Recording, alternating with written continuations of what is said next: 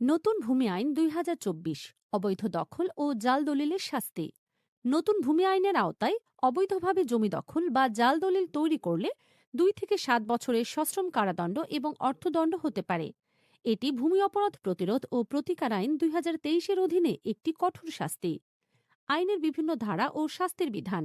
জালিয়াতি ও প্রতারণা। জাল দলিল তৈরি বা ব্যবহার করলে ৫ থেকে ১০ বছর পর্যন্ত কারাদণ্ড হতে পারে। বিশেষ করে আদালতের নথি, সরকারি রেজিস্ট্রি বা মূল্যায়ন দলিল জাল করার ক্ষেত্রে এই শাস্তি প্রযোজ্য। জোরপূর্বক দখল।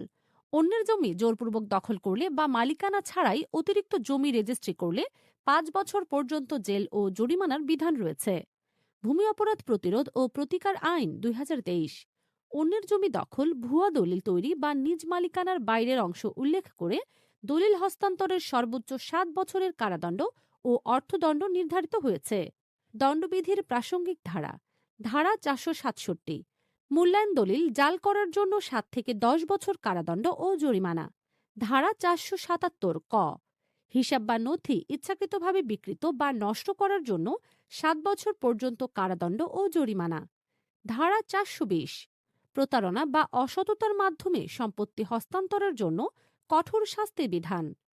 আইনি পরামর্শ বা তথ্যের জন্য আমাদের ফলো করুন।